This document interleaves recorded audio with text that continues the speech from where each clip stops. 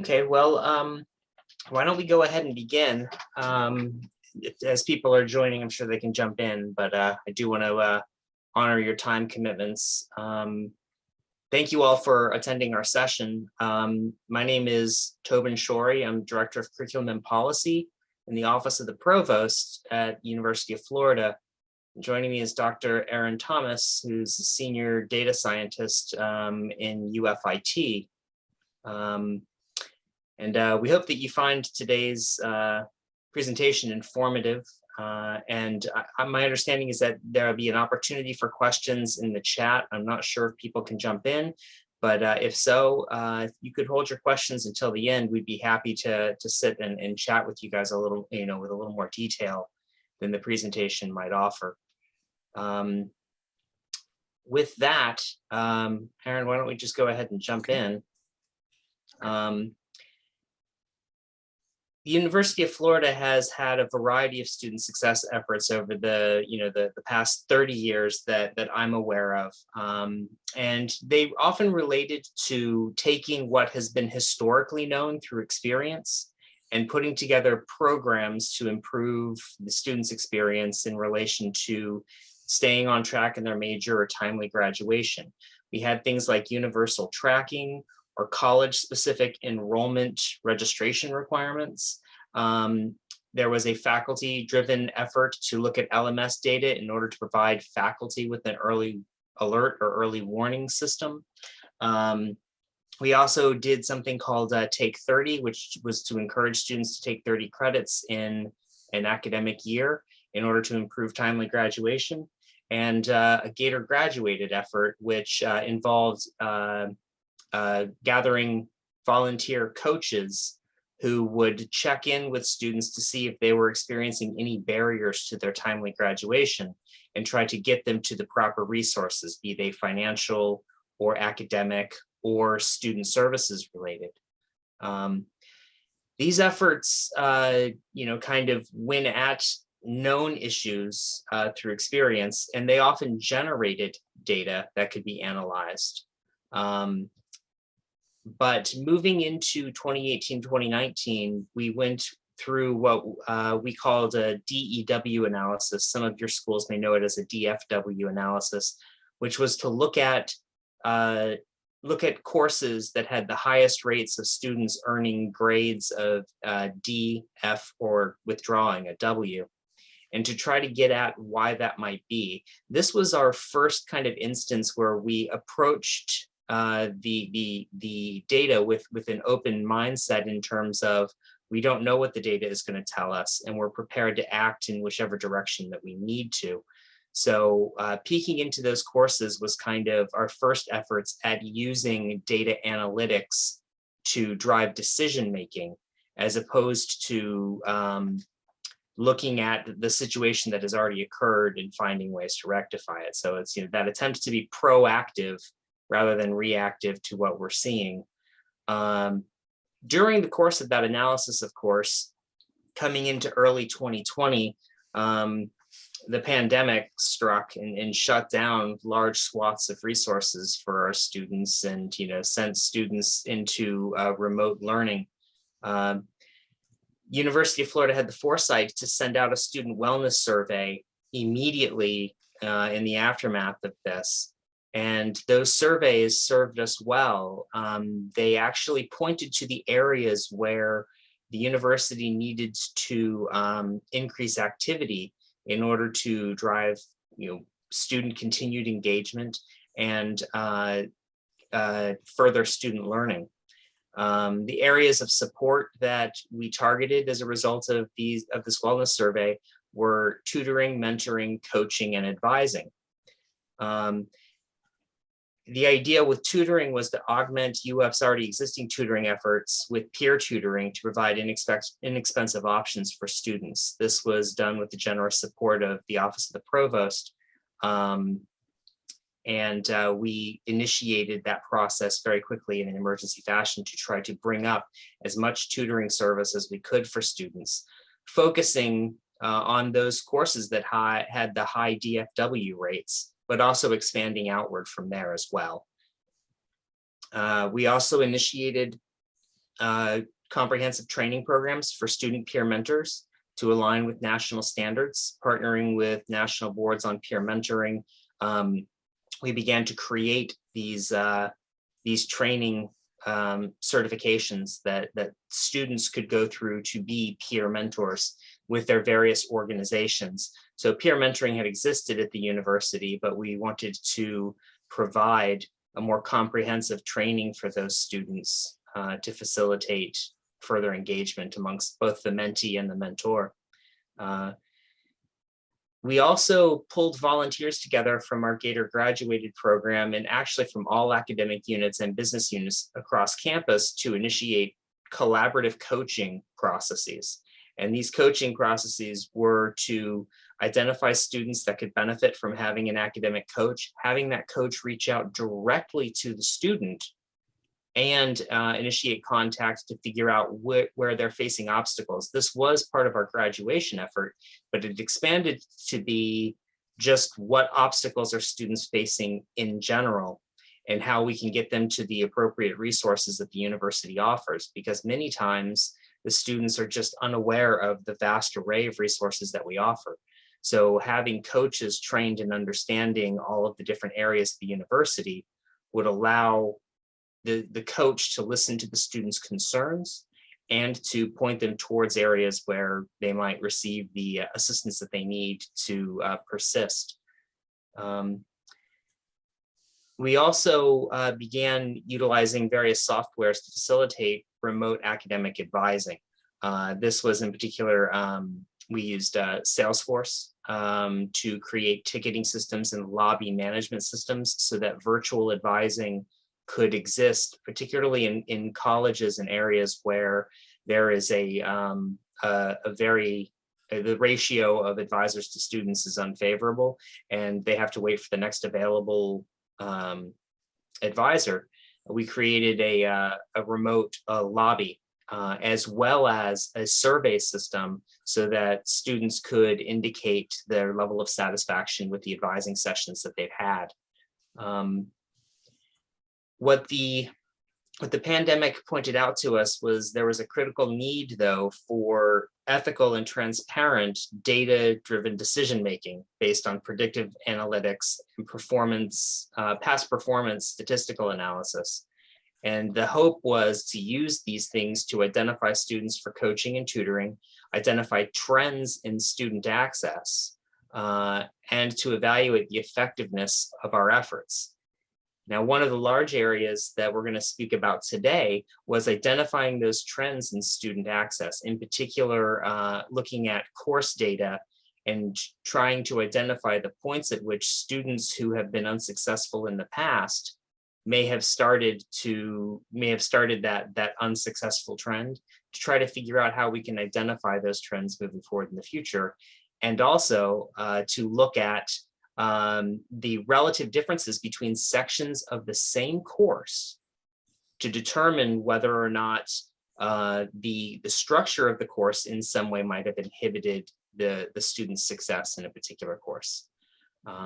And with that, I'm going to turn it over to Aaron to continue the conversation, to look at some examples of how Unison data can be used to be brought to bear on these types of issues. Yes, well, thank you, Toby. And before we move on to that section, though, I'd like to add just a few things about what I've seen and experienced from the data science side and working with the data. And I think the preliminary work that can really make, when you want to bring in this Unison data, really powerful. And I think the first thing is to make sure that your learning analytics group has a good, strong relationship and connection to your university or college data team. And because they know the historical data, they also know the virtues and the vices of that data. Toby with his vast experience in this area, knows this data very, very well, and was a great help. And so having our data engineers and Toby's expertise in this area saved a lot of time. I think having if you're interested in student success and data, having a strong team is essential to that. The next thing is knowing your data and knowing where, instead of jumping into, let's say, LMS data, being able to see that LMS data in its relationship and trying to see, can we use it to address the issues that the institutional data has identified at the institutional level, whether it's the due or the failing or the withdrawal grades in core courses, or graduation rates, or timeliness of graduation. That I think all of our efforts are really coming from that high level strategic goal at UF, which is student success. That's one of our major strategic goals at the university.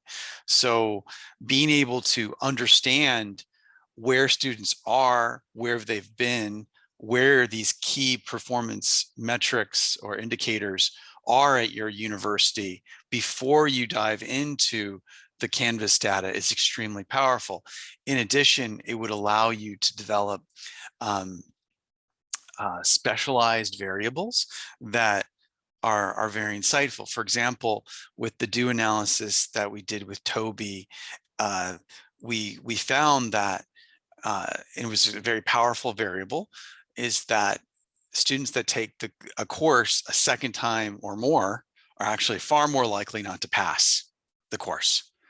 And so that's not a variable that we actually include in our warehouse data. That's a variable that we calculate and we're able to use. But it's a very powerful one, because it turns out that, unfortunately, many students, especially students who struggle, when they have to reapproach a subject because of prior non-success, they tend to use the same strategies they used originally. They don't actually adapt their learning strategies to improve their grades. So in fact, someone attempting a chemistry course or some other course a second time is more likely not going to pass that course. So that variable alone suggests that these types of students need special, maybe coaching in the area of self-regulated learning and how to learn, reapproach the subject. This is also, I applied from my work in the area of reading. It is the same principle. We've often found that the students who are sometimes poor readers, they read a passage, they take a test, they don't do so well, then they reread the text again, and there's no improvement. It's because they're not using specialized reading strategies to improve their comprehension. And the same is kind of true on that macro course level, at least that we found here at the University of Florida. So that's one point I just wanted to point out. Another area where this becomes really important, and I think Toby alluded to it, was when we started this process, at least with the data side coming in, which has only been a couple years. We did a pretty large literature review and analysis of ethics and learning analytics.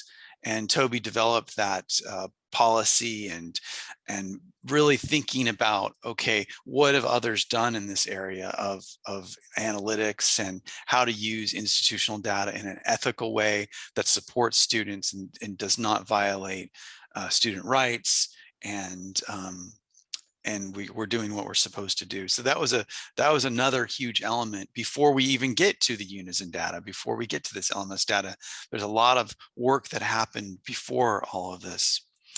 The other thing to consider as you think about bringing in LMS data is, of course, you have traditional institutional data or student information system data, such as GPA and the number of credits the student has taken.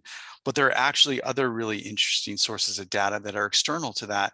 For example, you could think about housing data. You could think about who uses your tutoring services, who uses your library, right? And you could look at those. The university provides a pretty wide spectrum.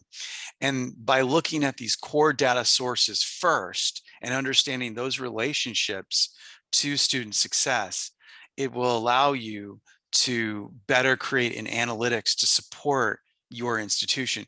And I am almost certain that your institution will have a different need than our institution, because that analytics really are a custom fit a lot of the time to meet the specialized questions of a department or college or at the institutional level.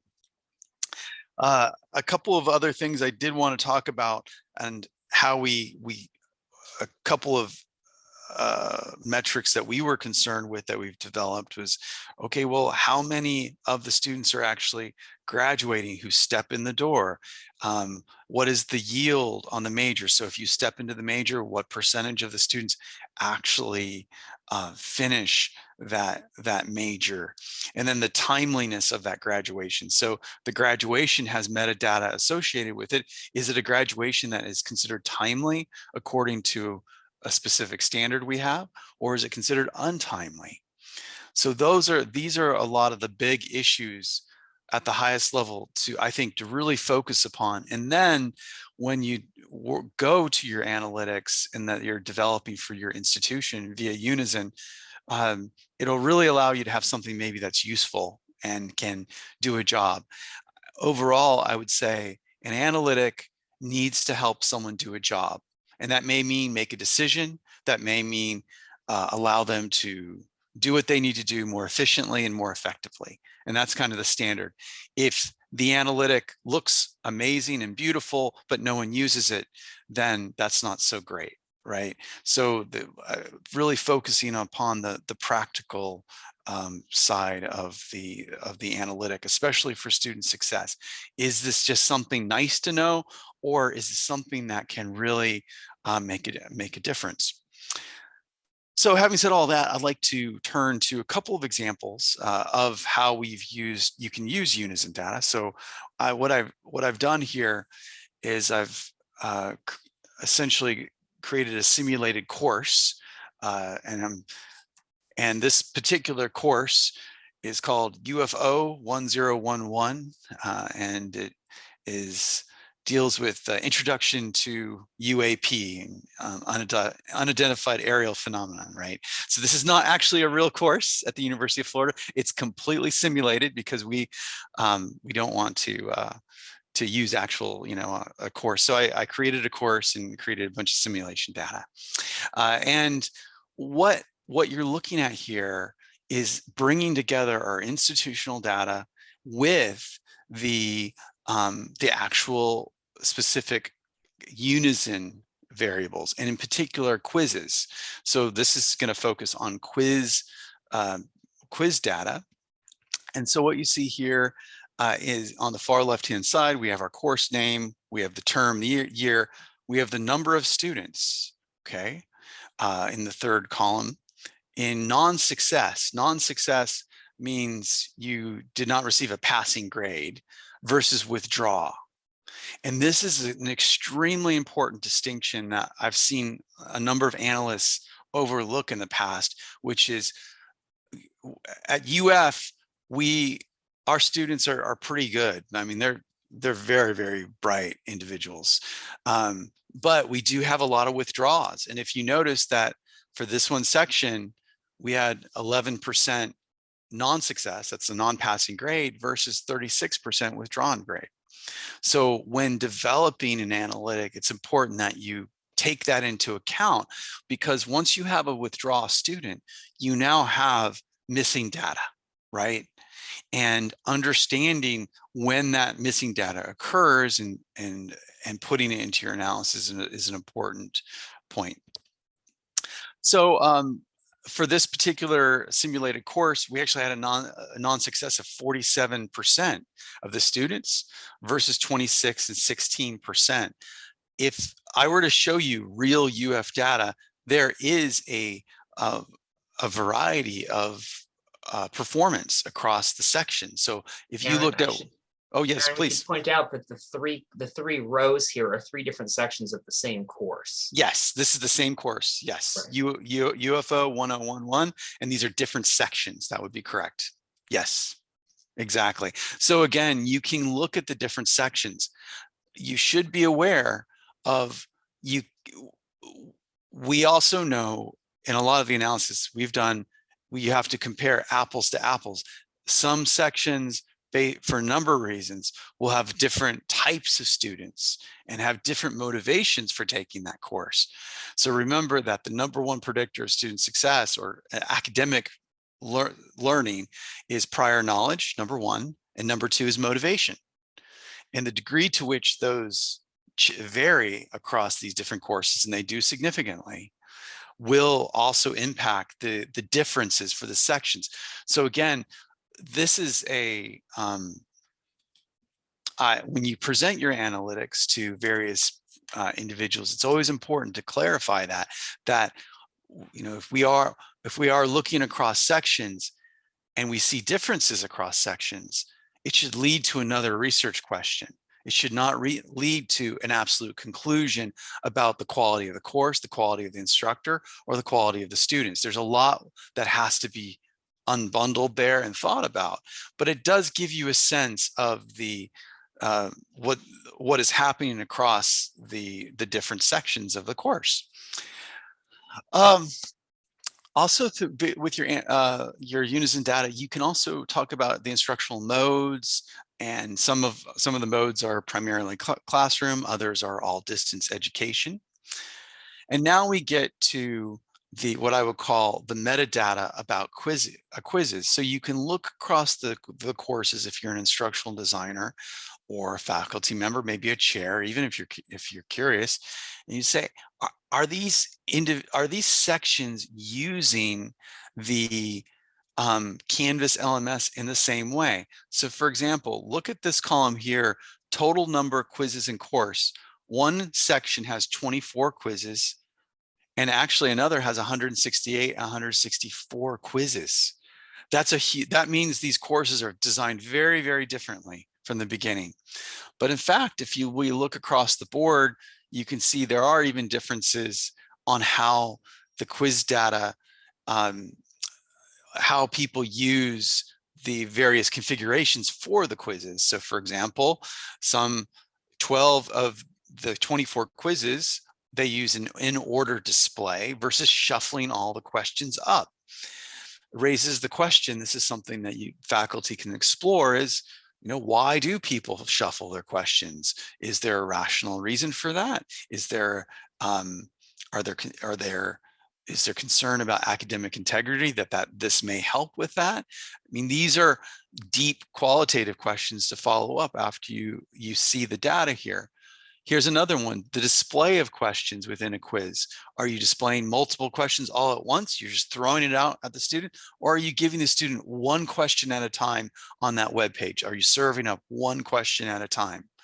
And why would that be? What is the, I think your ed tech offices, really understanding, like, what is the reason for that? There may be a really important reason for that.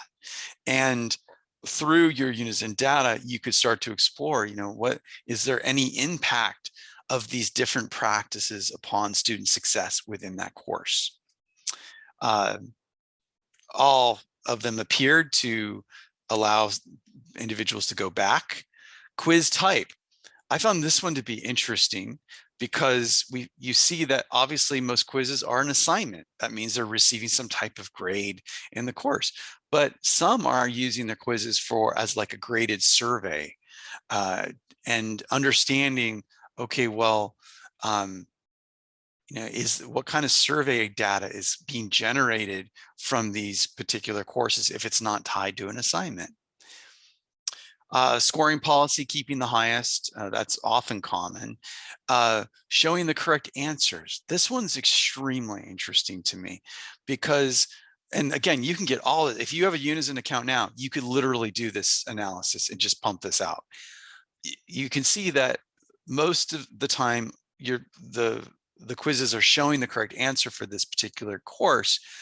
And then we see that they never show the correct answer. 20% for course 1, section 2 is 14%, and 14% here for section 3. So understanding, well, why are faculty not sharing the correct answers? Is there any, is it potentially a concern about the integrity of the question, the question items, or are there other issues at play? And then again, a deeper question to maybe ask is, does it support student success not to show the answers to students, and to what degree? And we see the same thing with the show results.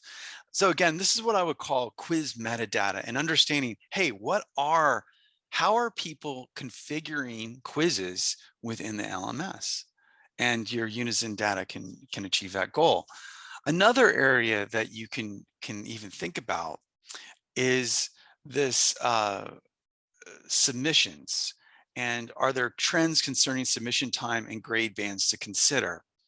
So I have my different sections here, and what we see is the course on the far left-hand side, and we have success and non-success. And non-success again is the C minus, D's, W's, the whole 9 yards.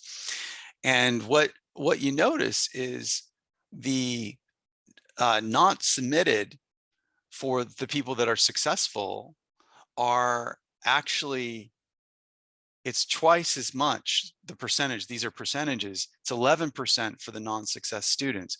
So it means they are not submitting the work. They're not experiencing that course in the same way that the passing students experience that course.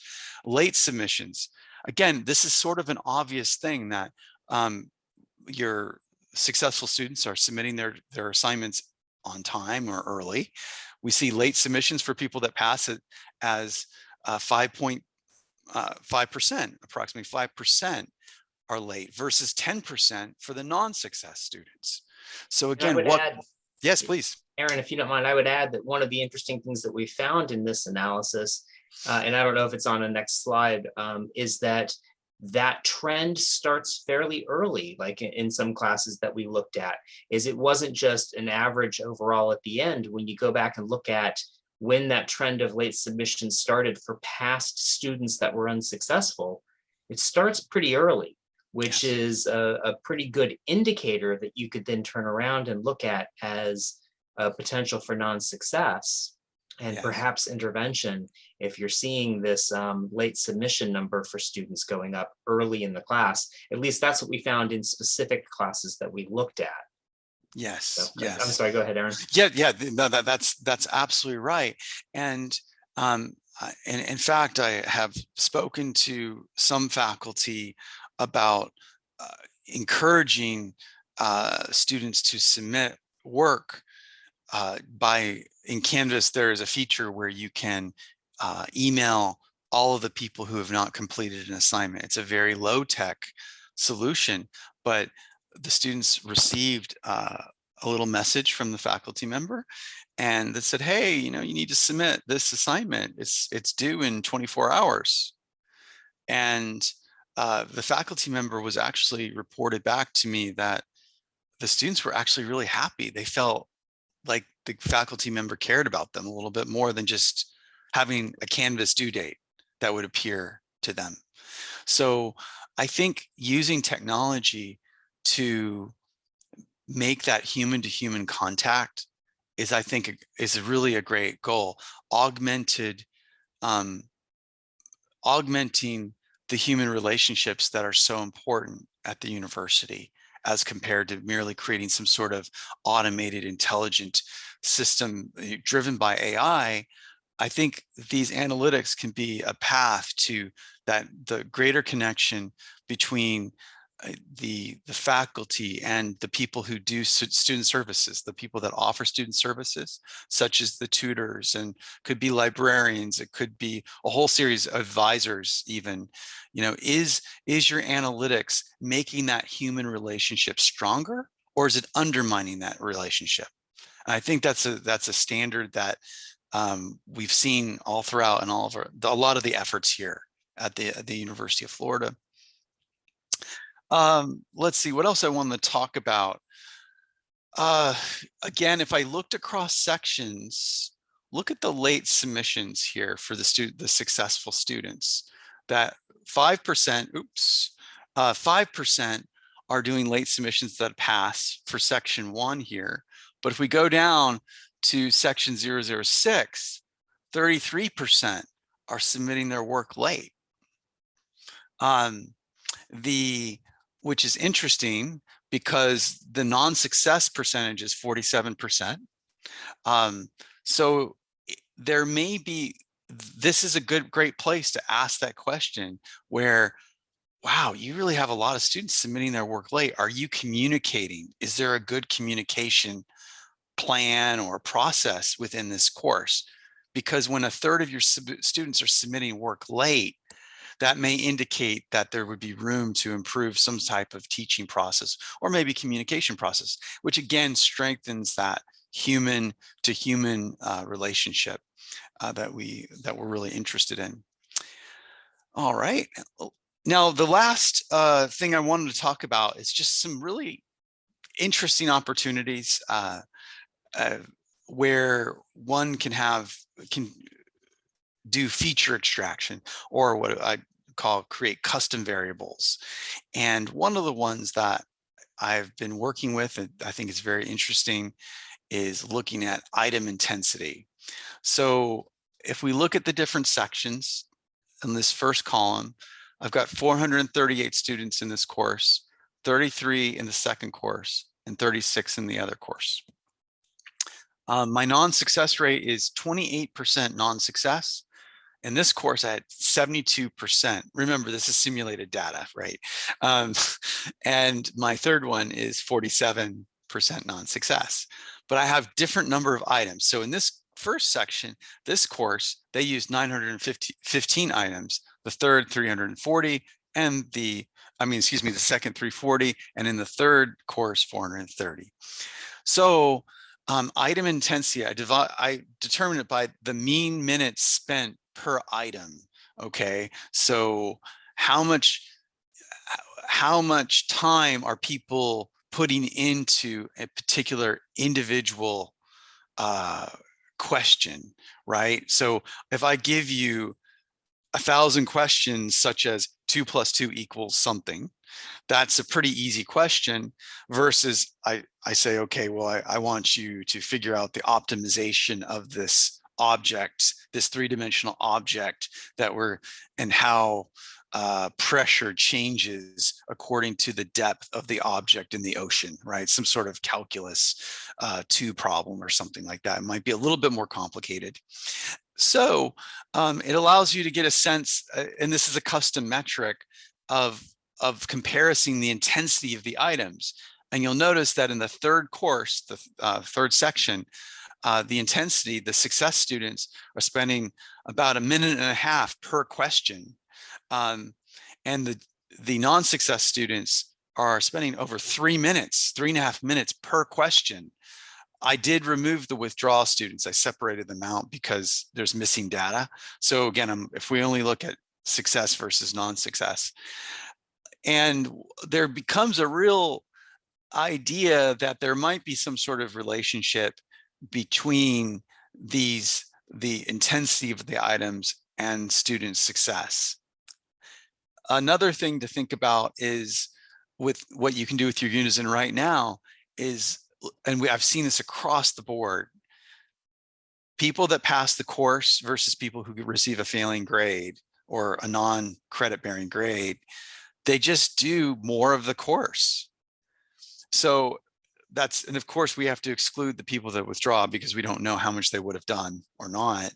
But generally this suggests that they're getting the students to do more of the work is really the sign, is a good signal for student success in the particular courses.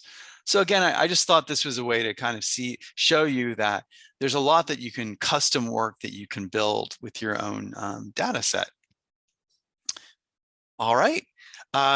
We're getting close here. And again, key performance indicators. These are the types of questions I just ask you to think about. To what degree are sections of a course configured differently and relate to student success? You can do that with your Unison data. To what degree does student success differ across sections? what questions are important to ask and answer in future analyses. After you have an analysis like this, really have a process to bubble those up, prioritize and select the ones that really need to be pursued in the future. And then what metrics are important to monitor longitudinally? Okay, so for example, if I'm interested in measuring cognitive intensity or question intensity, and I may want to measure that longitudinally and see how it changes through time. All right, I think we're at the end of our presentation here, conversation and questions, and we'll just take a look at the chat.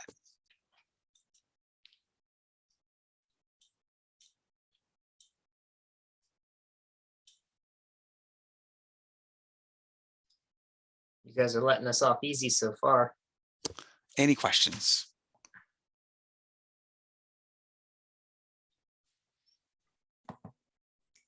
Thank you so much for your presentation. I'm looking at this from an instructional designer and faculty perspective, wondering what kind of metadata I should focus on when the course is mostly like discussion based. So a lot of the work is in VoiceThread.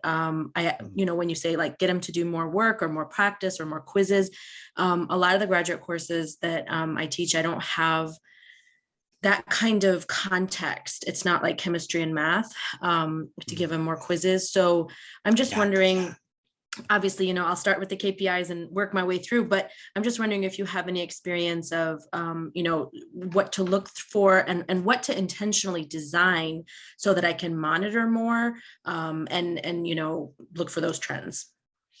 Yeah, so I think you hit upon the point, which is an analytic it really needs to be custom at a certain point because the affordances and the nature of that course are going to be very different. We're dealing with high enrollment undergraduate courses. We are a large R1 institution, and some of our courses enrollment can be in the thousands for some of these courses. So those are the ones that are the key tracking courses, the gateway courses, you might say. So that means that even the faculty that teach those may have different needs than perhaps a graduate instructor or graduate faculty would need them. But having said that, I think this is an area of real interest that we are pursuing currently is intense NLP analysis of text within Canvas and trying to understand student learning and growth from that data. There are some baseline analytics, even for courses that have like a high degree of what might be considered qualitative content. So for instance, how often does the student engage with the Canvas site in order to gain the materials that they need to gain? This is assuming, of course, that you're not seeing the students every day. If you're seeing the students every day, then how is attendance recorded in your LMS? I say Canvas because we use Canvas, but what is, how often does the student access materials specifically on Canvas? Can talk to you about engagement and finding students who might be disengaging earlier than some other students. That might be something that you can look at. Because of course, assignments and grades are the gold standard for looking at how a student is learning the content. But those other factors, those intangibles, often come down to instructional design. I think I saw amongst the guests that we have in here, Jen Setlow from UF. Jennifer Smith from UF was in here as well, and she might have some pointers on that in terms of those types of decision making, in terms of what you can put into the class to be able to measure engagement coming out of the class. Yeah.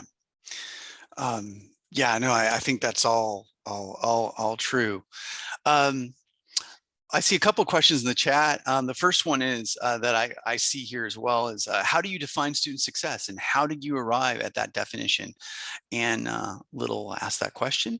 So student success for this particular initiative is anyone who receives a grade above a C minus or a C or above is considered to be success from at this kind of institutional level. At the data level specifically. I mean, student Yeah. success more broadly is defined as students persisting, retaining students and students persisting all the way to graduation, and ideally graduating on time. So the ethics and philosophy of it start kind of there and boil down to, we asked specific questions of that DEW analysis. Why aren't students succeeding in these courses at levels that we'd anticipate? And Aaron is absolutely right. The first definition is, okay, well, a success in here would have been getting a C or above and progressing to the next course. So in this particular data, this particular analysis, the question becomes, why weren't students successful based on that definition? Defining that in relation to the data that you're examining is also very important, keeping in mind the broader context, because Aaron has probably 5 or 6 irons in the fire right now, and DEW analysis is just one of them. Looking at survey data, looking at all kinds of other data in relation to student success. But in this particular context, we chose that success would be defined as passing the course and moving on to the next course in the sequence. So. Yes. Yeah. Awesome. Let's see any other questions. Well, Danielle asked the question, have you approached instructors to use the data? What is their perspective?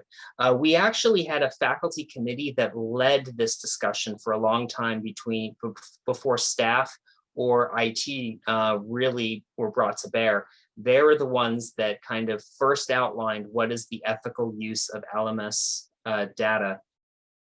And our initial approaches, I was not part of that discussion, but there was a broad-based discussion with faculty, and I know that they were bringing back practical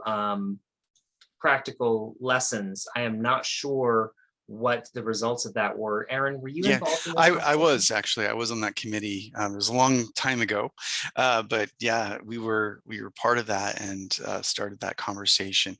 Yeah, in terms of the analytics or what I've shown you today, my team is in the process of productionizing this. So one of the for me to create an analysis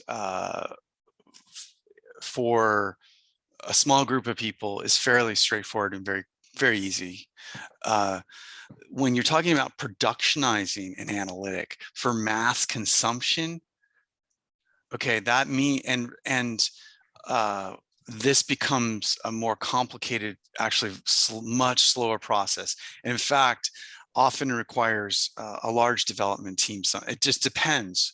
So if the audience that I've been primarily working with is the Office of Undergraduate Affairs, Toby, and the Associate Provost of Undergraduate Affairs. Our future steps forward is to productionize this for people who would find it useful. So that's our next step. But again, I'm sort of seeing a layered rollout where we provide a large but small access to this type of analysis, maybe instructional designers, chairs, faculty who are interested. The greater challenge of being able to pump this analytic into that would create a custom view for each particular instructor. This is a longer term technical problem. The analysis is pretty easy.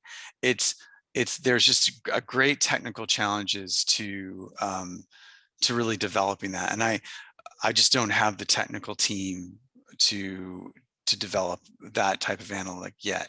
I will say that one thing that we do plan on doing, and this was in line with our discussions about ethical use of data, is we have Aaron and I have scheduled late next month. We're going to be meeting with the associate deans of all the undergraduate colleges to share with them what we've learned so far, not just about DEW analysis, but also about timely graduation and yield in majors, and looking at the different factors that went into it, including whether or not you're in housing, whether or not you're in our Innovation Academy program, all the different factors that we tried to bring in to look holistically at graduation numbers over the past 10, 15 years.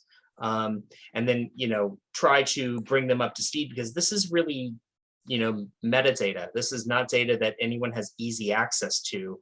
This is data produced from data that they look at every day, but may not look at it quite with this lens. So our next step is to get the data to the decision makers, and to make sure that we're upfront about what we're looking at, so that no one thinks that they're looking in on my classes and they're trying to change the way I teach them. All we're looking to do is identify areas where we might have a higher success rate and pass that data along to people. So that's our next step, is to go to the associate deans and make sure that everyone is aware of what the data is currently saying, and ask questions that we may not have thought of, so that we can do a better analysis as well. Yes, yes. There was just another question here. Do you use a feature in Canvas known as outcomes? Yes. So outcomes are a great learning outcomes. It's a great variable that you can access in Canvas, and I believe we are doing some of our institutional assessment is really leveraging outcomes to do our UF-wide accreditation efforts. So Canvas is a pillar of that accreditation effort at the university level. I do know that there are departments and some colleges that have started to use outcomes that, well, they've used them for some time now, I believe. There's great potential there, I believe. The issue with outcomes is once you configure that outcome, and once that outcome is used in a student grade, there's no ability to edit that outcome. So there's a bit of, you have to be very precise and really have that language down. So there's not agility there. Although the truth be told, adjustment can be made on the database layer, right? So while it can be configured one way, if you really needed to do a systematic change, it's not a big deal. You just have your data engineers put in a change, a systematic change. It's just, but that's just one of the quirky things from the front end user experience of Canvas outcomes for like a faculty member or someone just logging in on the browser side. But from a reporting side, I think they could be very powerful. I think we're going to wrap up here because I think, we are out of time over time. Yes, which is always exciting. You have our email addresses. Please feel free to contact us if you have any questions, or if anything comes to mind while you're in another session. Please let us know. We're happy to assist. This is a really exciting time for us in terms of how to use this data, and we're looking forward to reporting back in the future on some successful efforts. Pleasure. Thank you. Thank you, everybody. Bye. Thank you.